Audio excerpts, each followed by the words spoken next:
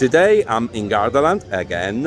It's July 23 and I'm here to try the new attraction for 2023 being Jumanji the Labyrinth, following Jumanji the Adventure. This is a walk-through labyrinth. Then they got a retail area still themed Jumanji. They got a new show and they started doing some projections at night time on the water rides, because keep in mind that during summer Gardaland is open from 10 a.m. until 11 p.m. So really long opening hours.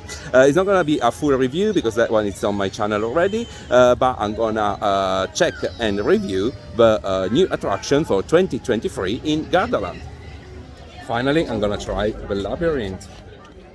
And here we are, the labyrinth. I'm so excited. No, really not, because of course I already seen like some POVs and I read some reviews, and I know it's really bad. But let's try to see first what it is and why people were so disappointed. So it's a walkthrough labyrinth themed Jumanji, using an existing area of a park. It's basically made of a kind of mirror glass maze. The kind of the one that you got at the end of the Black Mirror, just to kind of things like that, which is not far away from what you usually find in fun fairs in your local village, let's say. Then after that, you get into a really pitch black area that you struggle to navigate through because you cannot see that thing, and there is really no purpose. It's just annoying. And then if you made it through this, you get to basically another area which is like the statue of Jumanji or that, and then you walk through a room with some plasticky snakes on the walls, and you're out, and that's it. Because then you're out in what it looks like a themed queue. It's not a labyrinth at all. There are a couple of interactive props in there, and that's it. Now, you see here the spot, the advertisement went on air on TV, and you can imagine how, the expectations were building up. The problem is that this one is not an attraction. It's a themed queue that you will find in a decent theme park where the queues are themed.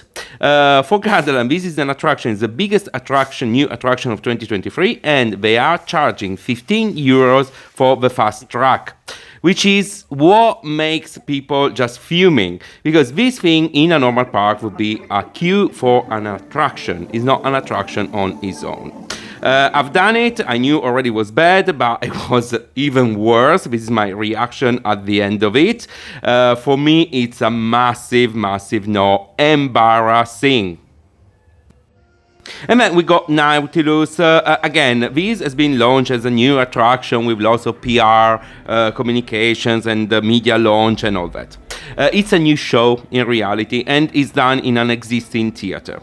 The new thing is that they added a couple of screens and they got projections. So you got a kind of interaction in between singer, dancers and those projections on the walls, which is, to be honest, nothing new. It's not the newest technology out there. The problem is that this show is replacing last year's show, which was actually kind of good. It was called Life is a Movie, and it was a kind of musical. In this one, there is this technology projection, but the singer and dancer are not really delivering a lot. There is much fewer of them. There are no aerial acrobatics. The whole thing looks really kind of cheap and simple, to be honest.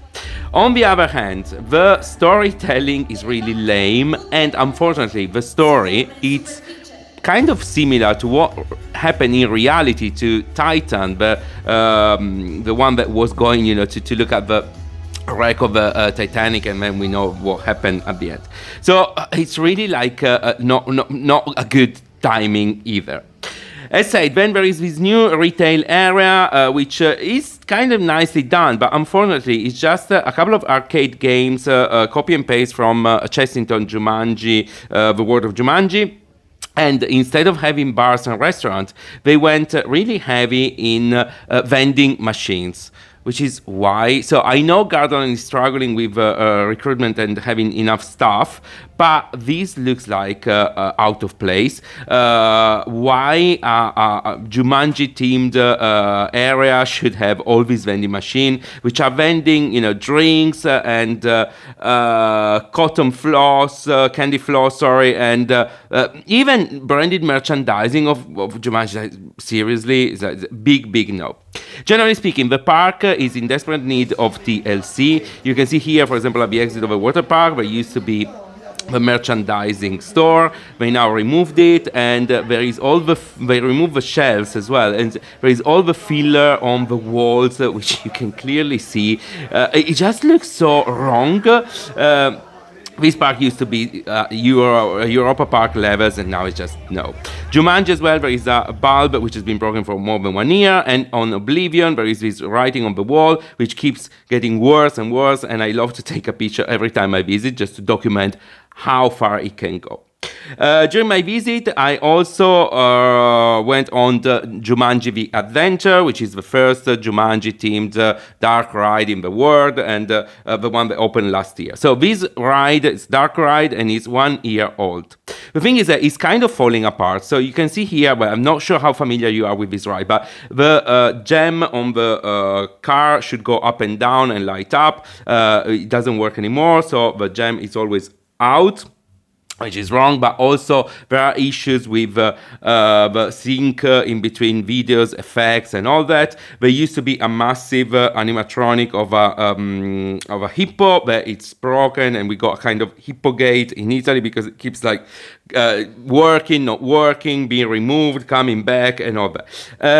Generally speaking, it's really sad to see the first attempt in Europe probably to do something at Universal Studios level in terms of dark ride and projections and all this kind of interaction, being so neglected after just 1 year and being in such a poor state. From big issues to small issues, but the thing is not really working. So is it all bad? No, it's not. After sunset, the park gets flooded with lights, and this year we went like all over the place. So they started on an inverted coaster, a light show, and basically there are kind of disco lights which are following the train along the track. It's not really in sync, it doesn't always work, but I think it's a great idea, and it really kind of adds to the night rides. But the masterpiece is Fuga d'Atlantide, which is this intermittent water ride. It's the ride 20th birthday this year, and they decided to celebrate adding night projection to the whole ride. Now, it's not mapping, it's not anything too complex, they're just pure projections, but you can see here that the result is just breathtaking. It's adding a complete different level of interaction and scenic effect to the whole ride, which, keeping in mind, it was already one of the best themed water ride in Europe. So kudos to Gardaland. I think this one is just a really nice execution, and there is also on the channel a POV of this ride with the projections. If you like the video, please subscribe to my channel.